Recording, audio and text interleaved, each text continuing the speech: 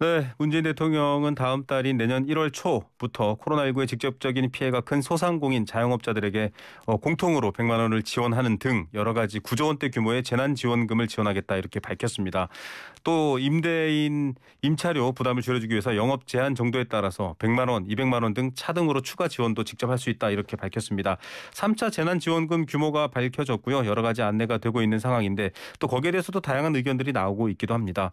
여당 지도부에게 얘기 물어보겠습니다. 더불어민주당 양향자 최고위원입니다. 의원님 안녕하십니까? 네, 안녕하십니까. 네, 오늘 소상공인 단체에서도 이런 신속한 결정과 지원은 환영한다 입장을 밝혔습니다. 9조 3천억 원 규모의 3차 재난지원금 이 규모라든지 내용 어떻게 평가하고 계십니까? 예, 우선 이 대책이 마지막이 되기를 정말 간절히 바라고요. 백신과 치료제가 목전에 온 상황에서 국민께서 조금만 더 버텨내실 수 있는 힘이 되길 바랍니다. 네. 상황의 어떤 긴급성을 고려했을 때 규모는 적절하다고 보고 있고요. 네. 이제 피해 지원이라는 것이 단순히 금액의 규모만 볼 것이 아니라 얼마나 적시에 투입될 수 있느냐도 동반되어야 하기 때문에 네. 그런 측면에서 최단 시간 내에 1월 중으로 최상의 효과를 보기 위해서 편성할 수 있는 최대의 규모라고 보고 있고요. 구성도 지금 당장 필요한 부분만 선별했다고 보여집니다. 네. 또 긴급 피해 지원 5조 6천억 원, 또 방역 강화 8천억 원, 또 맞춤형 지원 패키지가 2조 9천억 원, 또 코로나 3차 확산세에 따른 피해를 가장 직접적으로 맞닥뜨리고 있는 계층에 투입될 수 있는 구성으로 했다는 말씀드립니다. 네. 맞춤형이다 이런 말씀을 해주셨는데요. 그리고 또 적절한 시기를 놓치면 안 된다. 뭐 경제 방역이라는 표현도 있긴 한데 의원님께서도 직접 상상을 뛰어넘는 지원 대책이다라고 하시면서 소상공인 버팀목 자금 지급을 강조한 적이 있습니다. 이 4조 1천억 규모에 해당되는 설명하셨던 내용인데 좀 구체적으로 알려주신다면 어떤 내용인가요? 영업 중단이나 제한 그리고 매출 감소 소상공인을 대상으로 첫 번째 영업 피해를 지원하고요. 두 번째 네. 또 임차료 등 고정 비용 부담 경감을 위한 현금 지원. 네. 그리고 방역 지침상 집합 금지 제한 업종 및 또 19년 대비해서 20년 매출이 감소한 연매출 4억 원 이하 소상공인 280만 명 수준. 그리고 또 4차 추경 시에 지원한 개인 택시 16만 명, 네. 그리고 유흥업소 3만 개도 지원 대상에 포함되어 있고요. 그 외에도 이제 집합금지 300만 원, 집합 제한 200만 원, 일반 업종 100만 원을 지원하게 되어 있고, 영업 피해 지원 공통 100만 원, 그리고 임차료 등 고정 비용 경감 지원은 집합금지 200만 원, 집합 제한 100만 원, 그래서 구분해서 지원하기로 되어 있고요. 지급 방식도 국세청이나 건보공단 공공데이터 활용 증빙 서류 없이 네. 간편하게 신청만으로 자금을 신속하게 지급하겠다라는 말씀을 드리고 있습니다. 예. 네, 뭐 매출 감소 여부와 무관하게 집합금지 또 제한 업종 등에서도 지원을 할 수 있다.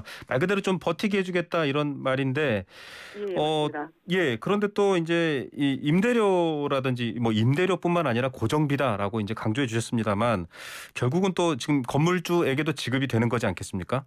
맞습니다. 예, 예. 임대료 쪽으로 대부분 지원금이 쏠리면 어떡하나라는 지적들도 있습니다. 좀 설명해 주셔야 할 것 같아요. 대책 중에 착한 임대인 인센티브를 확대하는 조치도 병행하겠다고 했는데, 네네. 임대료 인하액에 대한 소득, 법인세 세 공제율을 50에서 70%로 확대하는 부분이 있고요. 네. 근데 그것도 이제 종합소득 금액 1억 원 초과자는 제외하고 있고요. 네네. 그다음에 임대료 인하액 세 공제 제도를 21년 6월 말까지 1년 연장 지원하겠다는 게 있고, 네네. 방금 말씀하신 것처럼 네. 또 착한 임대인에게 대출 금리나 요구권을 부여한다는 것 이런 것들도 있는데 그 전에 소상공인 지원 대책에 대해서 조금 더 말씀을 드려야 될 것 같아요. 네. 예. 이제 국민들께서도 이제 많이 모자라다고 생각을 하실 건데, 네. 그럼에도 불구하고 앞에서 말씀드린 직접 지원금 외에도 임차료 융자, 또 착한 임대인 세제 지원, 또 사회보험료는 고용, 또 산재보험료, 국민연금 보험료 3개월 납부요 예외, 네. 이런 것들을 또 확대하고 있고 다양하게 정말 이게 소상공인 버팀목 자금으로 네. 예, 지원될 수 있도록 준비하고 있습니다. 예, 뭐 가장 먼저 말씀해주신 시기가 제일 중요할 것 같습니다. 이미 무너지고 난 뒤에 지원은 의미가 없기 때문에 빠른 지원 자체는 환영을 받고 있는데 방금도 설명해 주셨습니다만 아까 임대료 쏠림뿐만 아니라 야당에서도 국민의힘에서도 비슷한 대책들을 또 얘기하면서 500만 원까지 확대해라. 좀 돈이 적다 이런 주장을 했거든요. 그 부분은 어떻게 보고 계십니까? 사실은 야당은 뭐 이게 이 언론에서도 바꿔 더블로 뭐 이런 식으로 얘기를 하셨는데 네네. 그만큼 저도 이렇게 최고위원 회의에서 말씀드렸던 것처럼 네. 예, 상상의 범주를 뛰어넘는 소상공인 지원 대책을 내놓을 것이라는 말씀도 드렸는데 네네. 저는 국민의힘의 이런 지원 대책도 함께 고민해볼 문제라고 보여집니다. 네. 네. 확대 여지에 대해서도 또 일정 정도는 가능성을 열어두셨다 이렇게 이해가 되는데요. 앞서 임대료 얘기를 했습니다만 착한 임대인 인센티브를 좀 확대하는 조치다라고 합니다. 이게 사실 좀 민감한 부분이기도 하고 뭐 사유재산 영역에도 있는 부분이긴 한데 구체적으로 어떤 대책들인가요? 이게 이제 사실은 이 착한 임대인에게 대출금리 인하 요구권을 부여하고 뭐 은행권에 부담이라는 의견도 있고 리스크가 커진 고객의 금리를 낮추는 것이 역설이다 뭐 이런 말씀하셨지 않습니까? 이런 네. 지적에 대해서 말씀하신 것 같아서. 네. 근데 이거는 이제 이번 지원 대책은 아닙니다. 네. 우리 당의 전용기관의 법안 발의 내용이고요. 아직까지 이게 이제 뭐 정부 정책이나 당론이라고 볼 수 없고 그럼에도 불구하고 이제 비상한 시기임을 고려했을 때는 취지에 동의를 합니다. 그리고 네. 모두가 이제 고통을 겪고 있는 시기이고 금융권도 어느 정도는 수반해야 되는 책무가 있지 않냐. 네. 이런 판단도 있고 그래서 이제 29일 금융감독원과 또 네. 금융투자업계에 따르면 은행의 올해 그 3분기 누적 이자 이익이 전년 대비 1,000억 원이 증가했어요. 네. 그래서 이제 30조 7천억 원이기 때문에 충분히 감당할 여력이 있지 않냐라고 보고 있습니다. 예, 뭐 기준금리는 지금 멈춰 있는 상황이고 제로금리에 가깝게 유지되고 있긴 하지만 시중금리는 조금씩 오르고 있어서 사실 이 부분에 대한 부담이 클 텐데 뭐 문제는 정부가 세운 계획대로 또 대안대로 되어야 된다라는 걸 텐데 그 부분에 대해서 좀 확신을 주실 수 있을까요? 우선 이제 당초 계획보다 네. 이제 큰 규모로 보이기 때문에 네. 뭐 내년 예비비 예산에서 뭐 이렇게 4조 8천억 원을 꺼내 쓰는 게 좀 예상치 못한 어떤 네. 일이 또 더 발생하지 않느냐 이런 네네. 말씀들도 많이 하시는데 정말 상황이 엄중하고요. 네네. 그리고 이게 이제 신규 그 코로나 확진자가 네. 1,000명대 이르기 때문에 네. 이때야말로 백신과 치료제를 목전에 둔 마지막 총력전이라고 보시면 됩니다. 네. 동참할 그리고 수밖에 없다. 네. 네, 여러 차례 위기도 적시적소에 효과적인 네. 재정 정책을 펼쳐왔듯이 네. 이번에도 이제 사태 심각성을 고려해서 마지막 네. 총력전을 펼친다는 심정으로 네. 최선의 대책을 내놓고 있습니다. 네. 예. 모든 분야의 방역이 다 동참될 것이다. 이런 차원에서 그렇습니다. 설명을 해주셨습니다. 네. 자, 예비비 뭐 충당 말씀하셨는데 네네. 2021년 예산안도 아직 쓰지 않은 상황이니까요. 네. 이번에 발표한 맞춤형 피해 지원 대책과 또 2021년 예산안 활용하는 것 외에 네. 또 뭐 추경이나 아직까지는 검토하지 않고 있다는 말씀도 드립니다. 예. 뭐 네. 목적 예비비 등도 충분히 안전하게 재난재해에 대한 대비도 된다라고 좀 보도하고 설명이 됐습니다. 좀 다른 얘기로 네. 넘어가 볼게요. 네. 이번 지원이 이제 소상공인이나 자영업자 이런 쪽에 초점이 맞춰져 있는데 이재명 경기지사도 소멸성 지역화폐 보편 지급을 다시 한번 강조하고 있고 이게 또 일반적인 근로자분들도 힘든 건 사실이지 않느냐라는 형평성 논란이 자꾸 나오고 있습니다. 여기에 대해서 좀 정부 여당이 추진하고 있는 방향을 설명해 주셔야 될 것 같아요. 이제 그런 부분도 있고 재정 확대를 해야 되지 않느냐라는 네. 말씀도 있고 이제 다 모든 것을 다 포함해서 정부가 또 고려하고 있다라는 말씀을 드리고요. 네.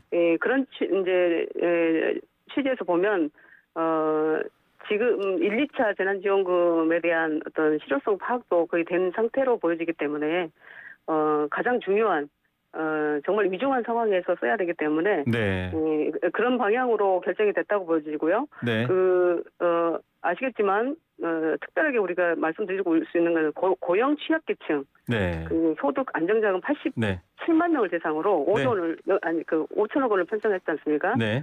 그래서 또 정말 중요한 특수형태 근로 종사자 네. 프리랜서 70만 명에게 또 50만 원에서 100만 원까지 네네. 지원을 하게 돼 있고 또 방문 돌봄 서비스 및 법인 택시 기사, 네. 생계 지원금, 소득 안정 자금 이런 부분들도 충분하게 파악을 한 다음에 이렇게 지원을 하고 있기 때문에 네.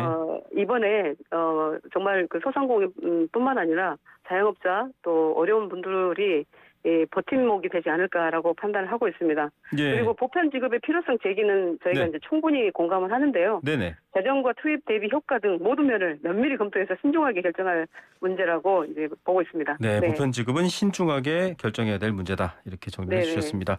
뭐 앞서 제가 언급해 드렸습니다만 목적 예비비, 재난 대비 이런 것들 충분하다라고 하셨지만 혹시 추경이 더 필요하다 이런 얘기들도 있나요? 어떻습니까?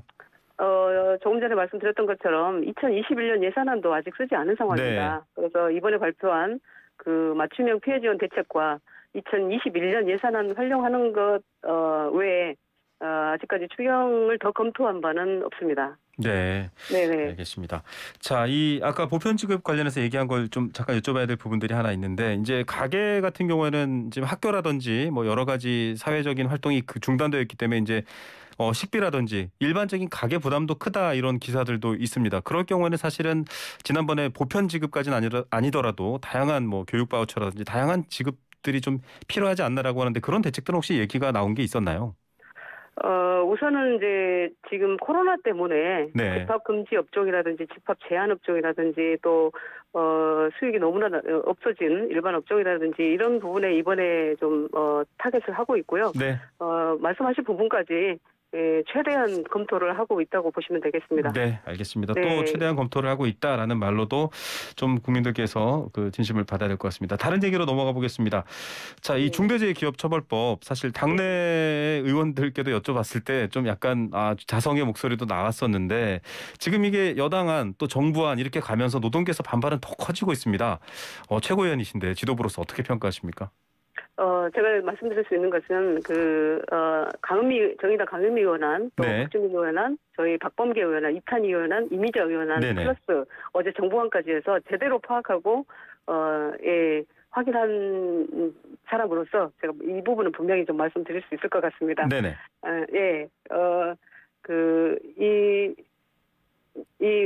어제 정부안에 대해서 말씀드리면 네. 그런 안전관리 부실로 그 근로자들이 다치거나 또 소중한 목숨을 잃는 후진국형 산재 사고는 더 이상 없어야 한다는 것이 이제 저의 소신이기도 하고 네. 또 중대재해기업처벌법을 반드시 통과시킨다는 것은 민주당이 흔들림 없는 당론입니다. 네. 다만 이제 우리 당은 국정을 무한 책임져야 하는 입장이고 네. 또 법의 취지를 제대로 살릴 수 있도록 완벽한 입법이 돼야 되는데 네. 모든 의원들이 공감하면서도 또 조문이 보다 정교하게 다듬어져야 되고 그래서 정부안도 이러한 취지로 어제 만들어져서 나왔고 저는 누구보다도 먼저 정부안을 확인했습니다. 네네. 예를 들면 이제 안전관리 책임을 소홀히 한 경영자를 엄벌하는 내용을 담고 있어요. 네. 그런데 그 책임의 범위와 처벌 요건이 명확해야 처벌할 수 있다는 것이고 네. 또 위헌 문제가 불거지면 애써 법을 통과시켜도 무용지물이 될 수 있기 때문에 네. 경영자가 안전관리를 위해서 어떠한 조치를 해야 하는지가 구체화되어야 네. 현장의 안전관리 개선을 보장할 수 있다는 말씀을 드립니다. 네. 네. 그래서 정부안이 이제 범위가 너무 넓고 모호하다는 지적이 있었던 그 안전보건조치 의무를 보다 명확히 규정했고 또 위헌 논란이 있었던 인과관계 추정 규정을 제외하고 또 당내 법안 논의 과정에서 나온 여러 이슈들이 있어요. 네네. 그것들을 해소하는데 개선된 내용이 다 들어가 있더라고요. 제가 보니까. 예. 그럼에도 불구하고 네. 정부안은 최종안은 아닙니다. 예, 최종안은 아니다. 중요하고, 중요하고 영향이 큰 법안이니만큼 졸속 입법하기보다 앞으로 여러 이제 이해관계자들의 의견을 듣고 국회 논의를 통해서 법안을 다듬어 가야 된다고 생각을 하고 있고요. 예. 전 세계에서 법인과실치사법이라고 하는 영국법이 있습니다. 네네. 근데 그 영국법은 이 영국의 이 안전에 대한 시스템이 명확하게 되어 있기 때문에 네. 그게 보조 역할로서의 강한 처벌이 가능한 것이지 우리나라 같은 경우는 아직까지 안전에 대한 그런 제대로 된 예방책이 없다라고 보시면 돼요. 그래서 제가 네. 이번에 안전에 있어서 전문기술 보유 업체 네네. 인증제를 대통령령으로 하자라는 제안을 드렸고 정부 법안의 4조 2항에 어떤 문구로 넣어야 되는지까지 다 오늘 발표를 드렸습니다. 네, 의지는 뭐 보여주셨는데 지금 일단 비난은 뭐 유예되는 사업장이 사실 주로 중대재해가 발생하는 사업장이다 뭐 이런 비판들인데 저희가 지금 김종철 정의당 대표께서 이 인터뷰를 듣고 계시거든요. 이어서 네네. 저희가 또 얘기를 나누실 테니까 또 여당 최고위원으로서 좀 관심 갖고 귀 기울여 주시기 바랍니다.